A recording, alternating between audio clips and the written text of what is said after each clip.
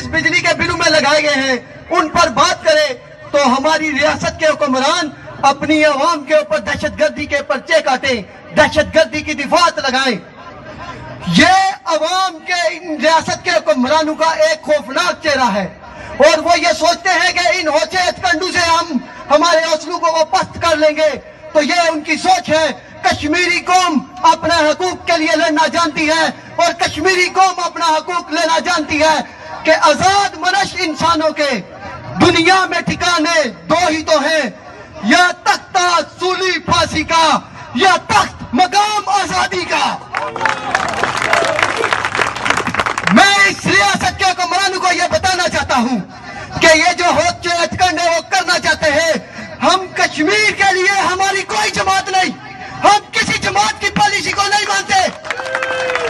کشمیر کے لیے ہم سب ایک ہیں۔